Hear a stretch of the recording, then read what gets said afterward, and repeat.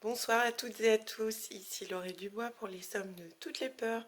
Très contente de vous retrouver aujourd'hui pour notre 9e chronique des carnets du cinéma consacrée au thème La peur des virus. Alors, je vous ai sélectionné plusieurs films, sans vous les spoiler, je vais vous les présenter et j'espère vous donner envie de les voir ou les revoir. Le premier film sur le thème est Les Fils de l'Homme de Alfonso Cuarón, sorti en 2006 avec Clive Owen, Julianne Moore, Chiwetel Ejiofor, Clara Hope Achite et Michael Caine. De quoi nous parle ce film? En fait, le monde fait face à un virus qui rend toute l'humanité infertile, sauf une femme. Que va-t-il donc se passer? Ce sera toute l'intrigue de ce film que je vous encourage à aller voir. Ensuite, L'armée des 12 singes de Terry Gilliam avec Brad Pitt et Bruce Willis. Là, on parle de terrorisme écologique et politique. Bon, et il y a de l'arme bactériologique dans l'air également. Très bon film, c'est vraiment un film culte, un classique. Voilà, voilà. Ensuite, World War Z. Alors ça, c'est un film que j'ai vu moi en plein confinement. Il est sorti avant la pandémie de Covid, mais je l'ai vu en plein confinement. Il a été réalisé par Mark Foster avec Brad Pitt, Mireille Enos, Daniela Cartez, Matthew Fox et David Morse. Il est sorti en 2013. Donc ce qui m'a fait froid dans le dos, moi, il y a une des scènes vraiment, c'est une scène qui se situe dans un camp d'internement pour les contaminés. Et du coup, j'ai fait un rapprochement avec la réalité et je me suis dit, si le confinement et la gestion de la crise Covid évoluent vers cela, ce serait vraiment l'horreur.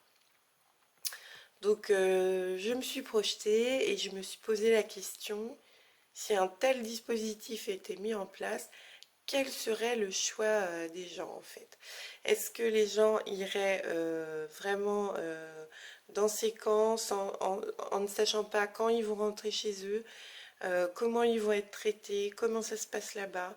Est-ce que ça renforce le virus et est-ce que ça augmente pas les risques de ne jamais s'en remettre? Enfin là, le virus il est très particulier, hein. C'est pas un Covid, mais du coup, c'est vrai que ça m'a fait pas mal réfléchir et je me suis dit dans ce cas-là, est-ce que tu vas dans le camp ou est-ce que tu pars complètement seul en pleine nature pour contaminer personne, mais tout sauf aller dans cet endroit. Donc je vous laisse aller voir World War Z, il y a aussi une suite, donc si vous aimez ce style de film, vous serez ravis. Alors ensuite, j'ai choisi le film Mission Impossible 2 qui est sorti en 2000. Il a été réalisé par John Woo avec une musique de Hans Zimmer qui accompagne à nouveau Tom Cruise, cette fois pour un autre genre de film puisqu'il avait fait la musique de Rain Man dans lequel Tom Cruise avait précédemment joué. Donc là dans ce film on retrouve donc Tom Cruise, Douglas Scott, Sandy Newton et Ving Rhames. C'est le premier film sur le thème de la pandémie que j'ai vu. Et là, j'ai vraiment eu froid dans le dos. Je me rappelle particulièrement de la scène où il y a un capitaine d'industrie pharmaceutique qui fait un discours et il est super bien interprété. On voit son visage se déformer par la haine. Et dans son propos, en gros, il trouve ça normal de d'estimer l'équivalent d'un continent pour des raisons financières. Bon, j'ai un peu eu peur hein, quand j'ai entendu ça. Je me suis dit, mon Dieu, c'est pas possible, est-ce que ça existe ou pas en vrai? Puis après, j'ai vite oublié parce que sinon, on vit plus. Autre chose qui m'a plu dans ce film, c'est l'idée d'utiliser deux créatures mythologiques pour désigner le virus et son antidote. Le virus chimère et son antidote Bellérophon. Donc pour finir, j'ai choisi de vous citer un extrait de la légende de Bellérophon qui a inspiré le cinéaste. Le moment où la déesse Pallas lui permet de dompter Pégase. Elle lui dit ceci: Tu dors, roi, descendant d'Éole. Prends ce philtre seul capable de rendre les coursiers dociles. Après l'avoir offert à Poséidon, ton père, immole un superbe taureau à ce dieu, si habile à dompter les coursiers. Voilà ce qu'elle dit à Bellérophon.